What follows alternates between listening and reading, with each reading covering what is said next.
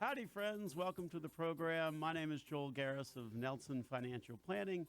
You're listening to Dollars and Cents, recently named one of the top 25 financial planning podcasts on the World Wide Web, thanks to the folks at SpeedSpot. Today is Super Bowl Sunday, so we've got an extra special program for you. Unfortunately, we don't have Patrick Mahomes or Jimmy Garoppolo in the studio. They're getting ready for a game this afternoon, but we do have a very special guest today. Dr. Sean Snaith is joining us on the program. Sean is the director of the Institute for Economic Forecasting at the University of Central Florida. He's a nationally recognized economist in the field of business and economic forecasting. He's also the recipient of numerous awards for the accuracy of his forecasts, his research, and his teaching. And he's frequently interviewed on international, national, and local media. He's also a member of the forecasting panels for the Wall Street Journal, the Associated Press, the Federal Reserve of Philadelphia. The list goes on and on. Just this past week, you may have seen him on News Channel 13 or the front page of the Orlando Sentinel. So we're super excited to have him. Welcome to the program, Sean. Well, thank you for having me. Sean, you were nice enough to join us last night. In the interest of full disclosure, we're taping the program on Thursday. We typically do this live on Sunday morning, but I've got a marathon that I need to run on Sunday. So we're taping it. And so it was actually last night where you joined us with one of our client events and had the opportunity to speak to our clients. We had a pretty packed house last night at the event. Well, yeah, I think it must have been the menu or something. I'm not sure why all those people showed up on on a weekday evening, but yeah, there sure was overflow crowd. Well, I seem to think it might be you because maybe. Well, hopefully I won't fumble the ball here on today's show. Well, it certainly was an interesting conversation, and so we're excited to have you join us this morning and talk a little bit about some of the things that we talked about last night. One of the biggest things that we spent some time talking about last night was the unemployment picture, and the fact is that we're at historically low unemployment rate. What do you see for the road ahead? Well, I think the labor market, as you said, really is historically strong. Nationally, the unemployment rate is at 3.5%. In the state of Florida, that number is 3%. And these are, as you said, historically low numbers. And I think, whatever metric you look at regarding the labor market, it just gives you another angle on how robust things are and how good of a jobs market we have right now in the economy. Unemployment is one way to look at it. You've got the number of job openings, greatly exceeding the number of job seekers. You've got things like voluntary separations, which is a term sometimes called the quit rate, and it's at 19-year highs. And so, people don't quit their jobs, right, unless they've got another one lined up or they're pretty confident that they can quickly get one. And so, that wage growth is strengthening.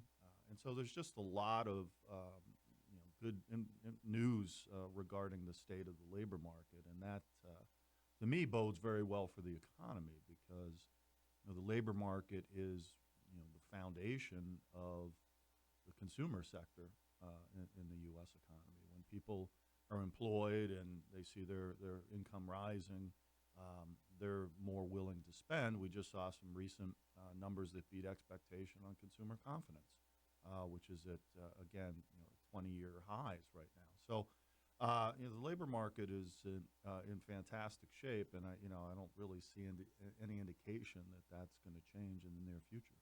Well, and obviously that's directly correlated to economic growth as well, because as the consumer goes, certainly so too does the economy. Now, you made an interesting comment last night about the fact that you didn't think we were quite even at full employment.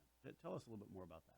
Well, yeah, I've referred to the unemployment rate, and there's different measures of unemployment, and I'm not going to, bore people on Super Bowl Sunday with the details of that. But the one that we frequently see discussed in the media is sometimes called the headline unemployment rate. And the way that that's measured is via survey, and how people are counted is that you're considered unemployed if you're currently not working and you have looked for a job in the 4 weeks prior to taking the survey. Okay. So if you don't meet that second criteria, that is, maybe you've been looking for a year or a year and a half and you couldn't find anything, and you just said, "The heck with it, I'm giving up." Well, when you do that, you drop out of that headline unemployment rate, and in No fact, longer part of the stats. you're no longer part of the labor force, and so you're not counted even though you haven't found a job, and by you dropping out of the labor force, the unemployment rate actually will decrease. Mm. And that's what we saw happen in this recession, and then for many years in the recovery, was people were dropping out of the labor force. These are men and women of sound mind and body in their prime working years that just gave up. Mm. And I think that's part of the reason why the unemployment rate is as low as it is. And I think it's also the reason that we haven't seen a faster yet acceleration of wage and salary growth, because I think that hidden labor, if you will, that's not reflected in the unemployment rate is still being pulled back onto the playing field. And so I think that's kept wages from accelerating higher than the 3% or so growth that we're seeing right now, which is, the fastest of this recovery, but still, historically not wage growth that's consistent with full employment. So that's really what I'm watching to as the main indicator of, whether the labor market is indeed at full employment. The unemployment rate, I think, will likely drift down a few more tenths of a point before we get there. And that certainly will be an impressive number. Now, you also had some interesting insight into Florida and in particular this area. It certainly was some interesting numbers you shared with our audience last night. Care to share some more on that? Well, yeah, sure. I think Florida was one of the poster states, if you will, for the excesses of what happened in the housing market that led to the financial crisis and the Great Recession. And so, we had a lot of speculative activity in the housing market, a lot of overbuilding, and then when that all came apart, Florida's economy was hit particularly hard. And while there's no think tank or official agency that designates the beginning and ends of recession at the state level, I can make a pretty solid argument that Florida went into recession before the national recession began, and we didn't come out fully from the recession until 2012, and the national economy emerged in June of 2009. So that's a full 2.5 years longer that Sure. Florida spent in recession. But once 2012 came around, then we started to outperform the national economy, and we have since that point been doing so, both in terms of our labor market, job creation, GDP growth at the state level. And so Florida's economy is in a very strong position. Central Florida, the Orlando metropolitan statistical area, is even stronger than that. Oh, great. I mean, we are outpacing the state across all sectors in terms of job creation. The Orlando metro area is one of the best labor markets in the state. It is the top labor market in terms of job creation. It's one of the best in the entire country. And there's a lot of momentum still in place that will help carry us forward. Well, certainly we saw that. We just interviewed and made available a position for our front office. And so when the resumes were coming in, what was interesting is it seemed like every area code was an area code that I didn't recognize. I think that's directly attributable to the fact that we're clearly attracting a lot more of population growth than most other places. Right, and population growth is particularly strong in the state of Florida, and again, even more so in Central Florida. And statewide, we're back to this 900 or so new Floridians a day. And the source of these are, as your job search indicated, we have economic migrants, people that are moving to the area because of job opportunities, and then we have our traditional retiree influx into the state, and we still have a long way to go as far as the baby boom generation in terms of all those retirees moving out of their working years and into retirement. So I mean, we're looking at years of continued influx from that source, and then we certainly still get international immigration, Sure. Central South America, Puerto Rican territory, which had the fiscal and economic crisis compounded by Hurricane Maria, and now they're getting earthquakes. So, a lot of people have just said enough, and a lot have moved here to Central Florida from Puerto Rico. And they're all showing up on I-4. Yep. They're all on I-4. I saw them today. Indeed. We'll take a break. When we get back, we're going to continue the conversation with Dr. Sean Snaith and talk about one of the main drivers of the economy, particularly a big driver here in Florida when we return here on Dollars and Cents. This is Joel Garris, News Radio, WFLA, Orlando. Welcome back to the program, ladies and gentlemen. This is Joel Garris of Nelson Financial Planning. You're listening to Dollars and Cents. We're joined this week with a very special guest, Dr. Sean Snaith. He's the director of the Institute for Economic Forecasting out at UCF. Was kind enough to engage with our clients at a meeting this past week, and so he is on the program to talk more about some of the things that we talked about with our clients this past week. One of the main drivers of the economy is certainly construction and housing. I mean, you were talking a little bit before in the prior segment about how much Florida got affected by that. Where are we now, and where are we as a country on that? Well, I mean, I think nationally, and even more so in Florida and Central Florida, we are, as far as housing is concerned, in a bit of a deficit situation. And what the reasons are, I think are several. I mean, I think developers and builders, after having gone through a near-death experience for many of them, understandably came out cautious as the recession ended and the recovery began. And so that cautiousness meant they weren't building at the same pace you would typically see early on in an economic recovery. And so that slower than normal building was coupled with strong housing demand growth that continues to this day, and that's aided by the strong economy, the strong labor market, still very low interest rates, and so we're sort of in catch-up mode. And so this is one of the reasons that I think this recovery still has some life in it, because we've sort of shifted through time the housing element of the cycle from the beginning towards here we are in the 11th year of this expansion, and we're expecting to see the housing sector ramp up, and so that to me is an important driver going forward for this recovery. Now in Florida and Central Florida, I think the situation's even more dire in terms of the housing shortage. If you look at inventories around the state, you'll see them well below what would be considered by real estate economists as a balanced housing market. We have about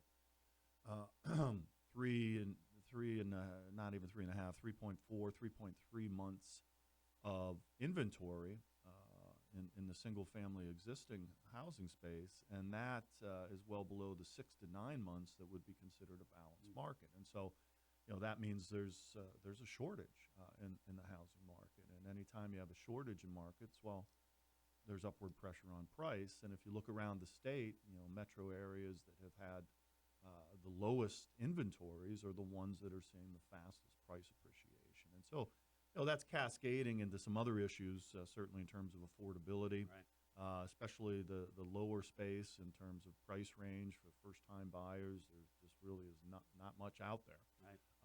And so, that's one of the pains that we have right now is around housing. The other one, I think, ties into our transportation network, and those two things interact and intersect in a way that I think, these are the things that we're going to be talking about over the next several years. Sure. Is difficulty with housing and transportation issues. Well, and certainly one of the things typically in past economic cycles is you often see housing and construction sort of being one of those leading recoveries in the cycle. And this time around, it seems like it's almost kind of more on the mid or back end, depending upon where we are in the cycle. Right. So it's certainly been interesting to see that finally develop and sort of get up off the floor, if you will. I remember seeing a chart a few years ago that looked at household creation, and it seemed like there was a stagnation of household creation for many years post 2008. Yeah, I think that the millennial generation has generally been a little slower in terms of the age at which household formation begins, at least with previous generations. And I think I think that ties in. Some of it's cultural. I think it also ties into the experience that this generation had. As they were coming to age, they watched their parents Sure. go through this housing market collapse, and may have seen them have to endure foreclosure or short sale, and all the damage that caused financially. And in their eyes, I think it may have taken a little of the shine off of, what had been historically sort of the American dream of, white picket fence and buying a house. And this is a sure way to save for the future by building equity in your home, and housing prices always go up. And, suddenly that whole story got turned on its head. So that being said, I think that generation is starting now later, but still to, form households and make the same mistakes that we did with getting married and having kids. Right.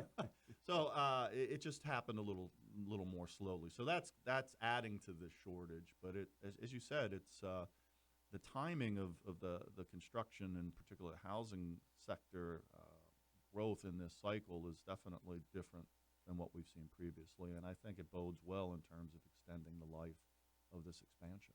Certainly the emotional impact that 2008 had in a lot of ways on that millennial generation. It was sort of their version of the Great Depression on my grandparents' generation. It forever sort of changed their approach. It forever changed how they tackled things in terms of the finances. It really seems like it's playing out now that same way for the millennials. I think so. Maybe not quite as severe as what your grandparents went through with the Great Depression. I think they're going to get over it, but Right. but they were bruised, and that showed up in their behavior. It definitely left a mark on that generation's psyche. But I think they're working through the pain, and eventually, as I said, starting to move into that phase of their lives where they're getting married and buying homes and having families.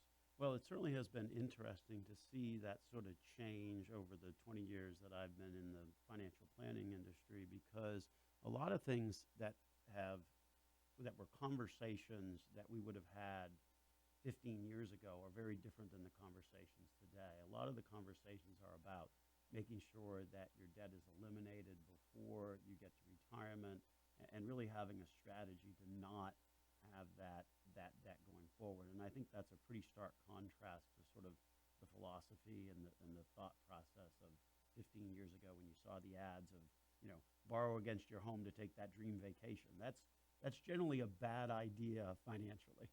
Yeah, you don't see people cashing out equity, and in fact, savings rates have remained elevated since the Great Recession, the financial crisis, and we certainly, as Americans, historically have not been prolific savers. We've been prolific spenders, but as you said, the experience of the financial crisis and the Great Recession, hopefully, events of a lifetime, once in a lifetime event. Change behavior Sure. to some degree, Sure. and so in that sense changed the conversation. Now, you also had some interesting numbers that you shared with our clients last night about sort of some comparative numbers in terms of the housing numbers. Setting a baseline at 100 and then seeing how much it went up to prior to the Great Recession. I was hoping you might share those this morning. Sure. So as I mentioned, the shortage in housing in Florida has, for a number of years, was causing double-digit price appreciation. And so I think for a lot of folks, this was sort of triggering a flashback to what was happening in 2004, 2005, 2006, as the housing bubble was inflating. And I would frequently get the question, are we entering into yet another housing bubble in Florida? And so my answer to that question was and remains no, we're not. First of all, the low inventories, which we've already discussed, and in a market where there's a shortage, you're going to have upward pressure on prices. But the other element that's not present now that was present back in 2005 and 2006 is the easy finance when it comes to mortgages. And so anybody could get a mortgage, and you didn't need a job, you didn't need assets. You just said, oh, sure, I'm good You for could it. fog a mirror. Pretty much. Yeah. If you could fog a mirror, you could get a $500,000 mortgage, or several of them. Right. So we'll slide to a break. When we get back, we'll continue that part of the conversation because I really want to spend some time working through these numbers because they're pretty interesting and help provide a lot of comparative analysis to where we are today versus where we were, along with the fact that we'll get to what Sean's biggest concern is. All that and more when we return here on Dollars and Cents. This is Joel Garris of Nelson Financial Planning, News Radio, WFLA. Welcome back to the program, ladies and gentlemen. Dollars and Cents. This is Joel Garris of Nelson Financial Planning. That's Sean Snaith as the director of the Institute of Economic Forecasting out at University of Central Florida. He's joining us on the program. Before the break, we were talking a little bit about some of the relative perspective on housing and housing prices. So I'll have you pick up where you left off. Right. So, the question was, is Florida entering into yet another housing bubble? We're doing it to ourselves again. And we talked about, low inventories and how that drives prices higher. But the one thing that's missing now that was present in 2005 and 2006 is easy access to mortgage finance.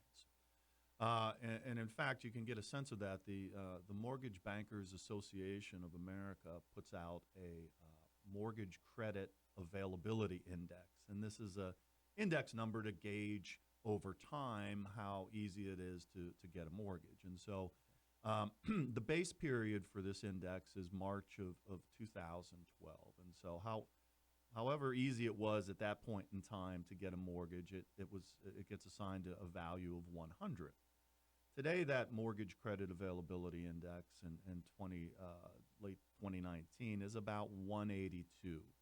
So that means that compared to 2012 in March, it's 81% easier to get a mortgage today than it was then.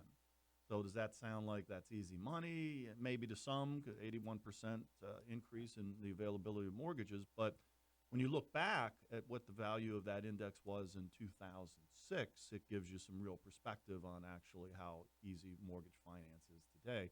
That index number was close to 900. Wow.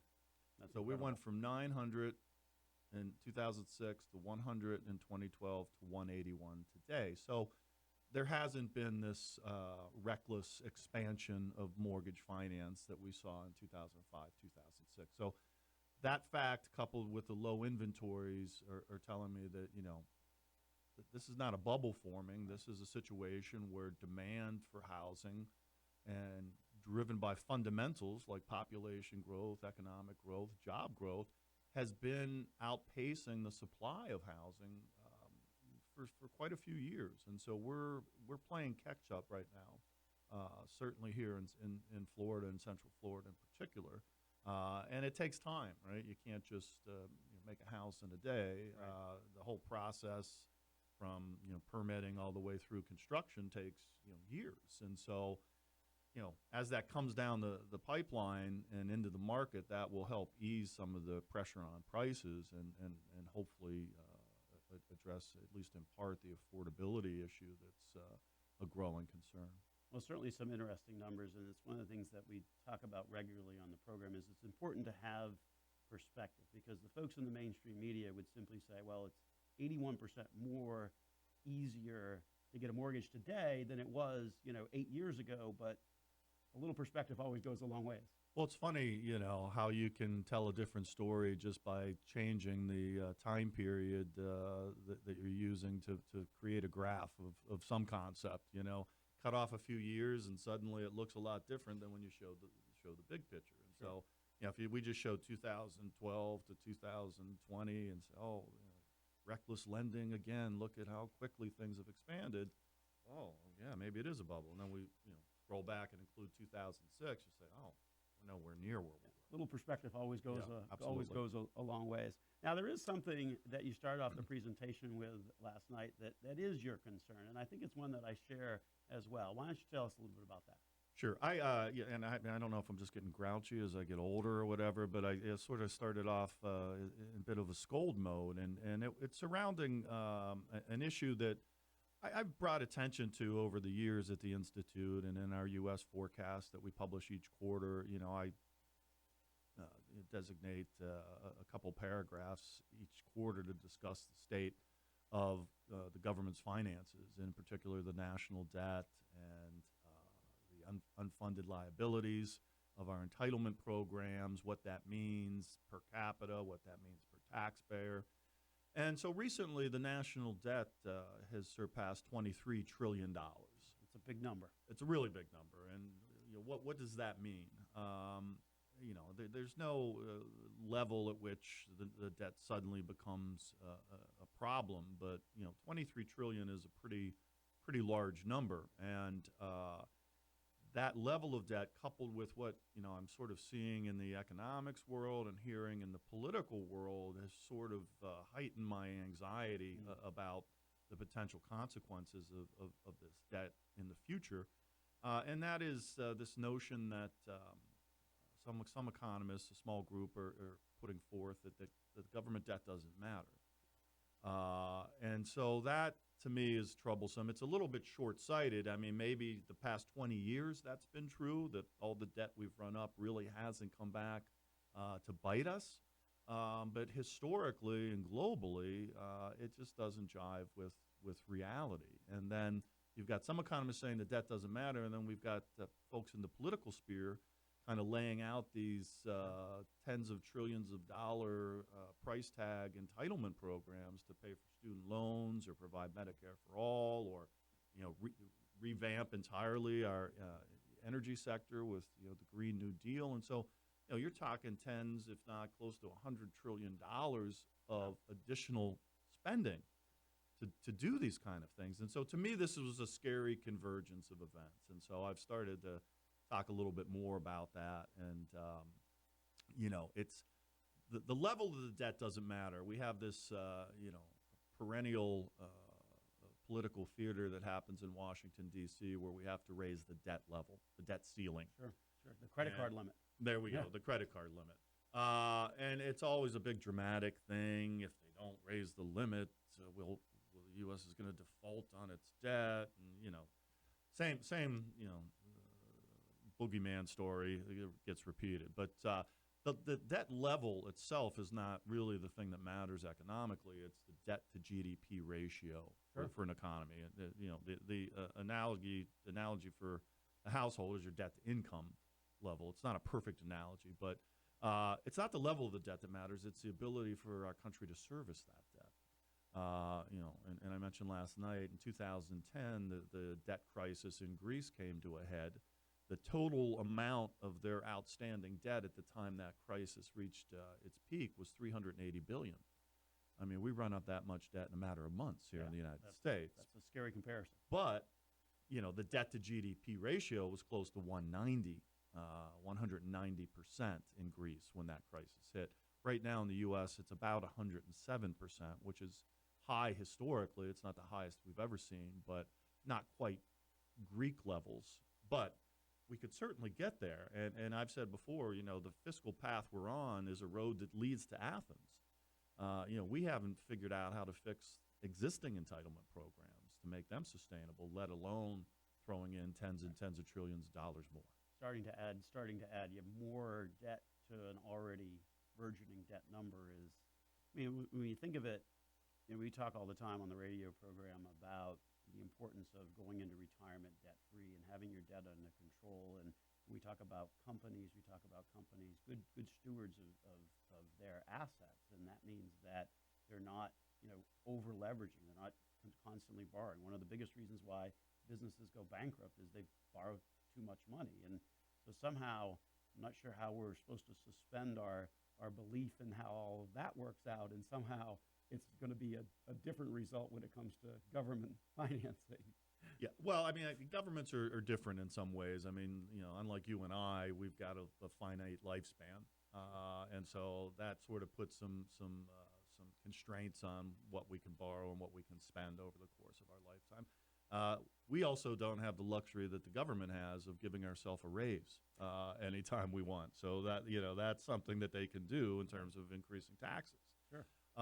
There are a host of other issues. There's intergenerational fairness here. We run up all this debt now, and who's going to have to pay it off? Well, our children and grandchildren, and they didn't vote to do this. So I mean, there's a number of issues there, but the notion that we can somehow run up as much debt as we like and there's never going to be any consequences, to me, is maybe one of the most foolish things I've heard in my professional career. Well, and I would agree. And sadly, it seems like neither party really wants to address some of these hard issues, particularly relating to the entitlement programs that already are projected to have some massive shortfalls in the years ahead. We'll take a break. When we get back, we're going to talk taxes. We're going to talk a little trade. We'll talk about, lastly, who's going to win the Super Bowl. So we got to get that on the table as well. When we return here on Dollars and Cents, this is Joel Garris of Nelson Financial Planning with Dr. Sean Snaith of UCF. You're all listening to WFLA Orlando. Thank you. Welcome back to the program, ladies and gentlemen. This is Joel Garris of Nelson Financial Planning. That's Dr. Sean Snaith. He is the director of the Institute of Economic Forecasting at the University of Central Florida. Super excited to have you with us this morning. Thank you again for joining us and talking to our clients last night as well. We've got a bunch that we want to cover in this last segment, so we'll kind of make it more of a rapid fire kind of Gotcha. thing, like they would. So we talked a little bit about you talked a little bit last night about taxes, particularly personal taxes, but more importantly, the corporate tax rate and the effect that that's had on the economy. Tell us a little bit more about that this morning. Sure. The Tax Cut and Jobs Act, I think, has provided a boost to the economy, both near term and I think over the long run. And so, on the personal side, we know that lower tax rates at virtually every income level meant more take-home pay for workers. And this came in an economic cycle that had notoriously weak wage and salary growth the first 6-7 years. And so, seeing some more money in that weekly paycheck was something that consumers, had not been experiencing for much of it. But and then also, a number of companies announced bonuses for their workers once this bill was signed into law, and that I think was welcome for many people that don't have, an emergency fund to pay for a broken air conditioner or transmission repair. But I think workers benefit over time from this law as well, not just because they're paying lower taxes directly, but because what happened on the corporate side was there was a reduction in the corporate tax rates that brought the U.S. more in line with our peers around the world, and that reduced the incentive for companies to sort of shift their production and their profits overseas to avoid the high corporate tax rates here in the U.S. And so that behavior, and also an even lower rate for companies who were holding profits overseas, to repatriate those and bring those back into the U.S. And that, to me, that money that was sitting out overseas, was generating no revenue for the U.S. Treasury. It was not being put to work in the U.S. economy. It really did nothing for us. It was just sitting there. Making next to nothing for those companies anyway. Right.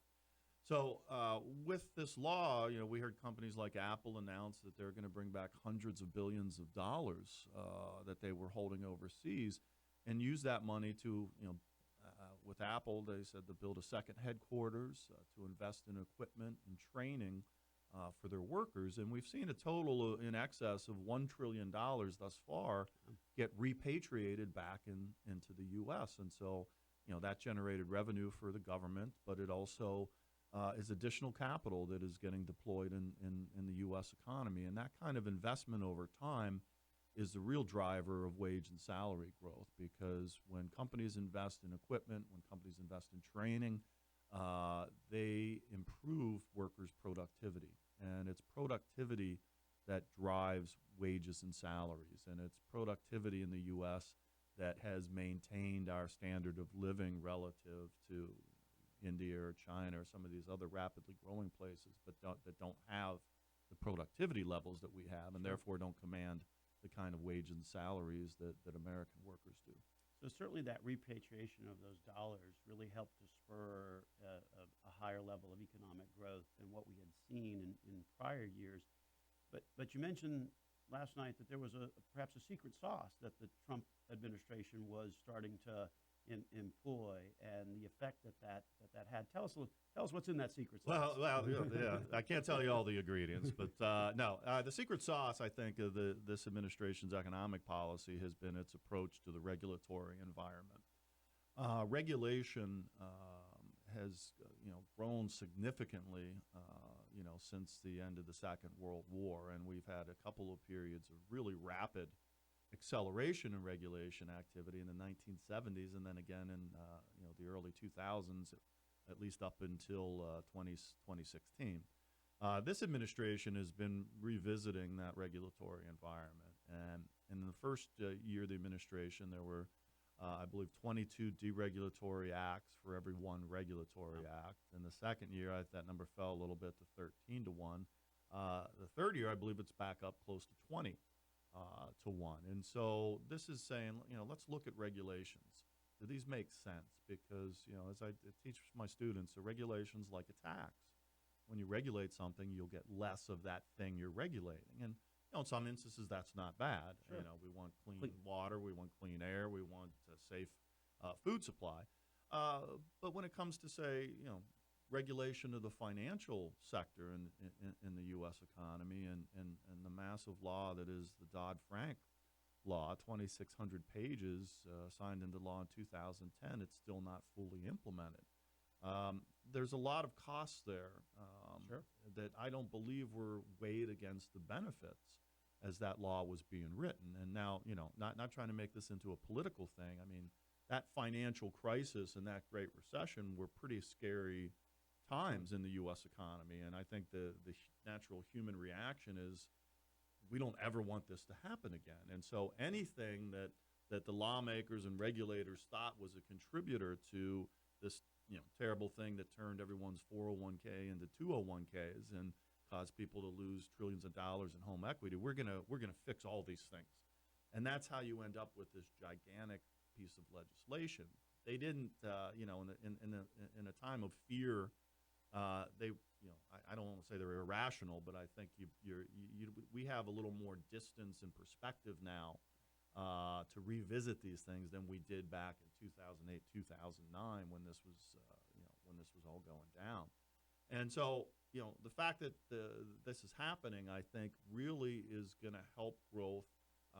Not just in the short run, but over time as well, because I have been arguing for many years that the reason this economic recovery never really took off once we came out of recession in 2009 was that not only were we dealing with the aftermath of the housing bubble and the financial crisis, we were dealing with massive new game-changing regulatory laws, whether it was Dodd-Frank or the Affordable Care Act, that I just kind of tied our shoelaces together, and we could never really get moving full stride. We were just shuffling along, waiting for the next regulation to drop, and wondering what was it going to mean, and how should I respond. And so, I think revisiting some of that and it certainly makes sense, and I think it's going to be particularly beneficial when it comes to economic growth. Yeah, I mean, certainly, I think a lot of businesses were sitting on their hands, kind of waiting for, okay, well, what's the next piece of regulation that we're going to have to do? And that certainly has a slowdown effect in the economy. We certainly saw that at our firm. I mean, we're a financial services firm. We're a member of FINRA, and so we certainly saw a lot more things that we had to do and still have to do to this day. And anytime you're doing those things, it creates a cost because time has to get spent on it. So there's always sort of that tendency to overcorrect. And so it sounds like the current administration is just kind of maybe course correcting a little bit back to the mainstream on it. So I think so. And, the unintended consequences of a lot of this regulation has come to light as well. The impact, for example, on community banks, as you say. I mean, your firm was impacted. I speak at a lot of state banking associations around the country, and for years I heard the same thing from community bankers, was that prior to Dodd-Frank and for that matter the Patriot Act, which was a pretty big burden on the financial sector, they had a part-time person that did all their compliance. Now they have 5 full-time people doing compliance. Well, they're not helping people save. They're not helping people grow their businesses. They're just producing red tape. Right. And many of these banks couldn't survive. Sure. And we saw that throughout Central Florida, a lot of those smaller banks. Last question. Who's going to win the Super Bowl? Yeah, this is a tough one. I think everyone thinks it's going to be Kansas City. I'm going contrary, and I think it'll be the 49ers. Love it. I'll stick with the traditional then, and we'll go Kansas City. I think their offense may have a little bit more dynamic options than the 49ers, but we'll see. We'll see who's right. Thank you for joining us on the program. We certainly appreciate it. It's really been a pleasure. Thank you all for listening. We certainly appreciate it. This has been Dollars and Cents. This is Joel Garris of Nelson Financial Planning. This week's special guest, Dr. Sean Snaith of the Institute of Economic Forecasting out at University of Central Florida. Thanks for listening into the program this week. Have a great week.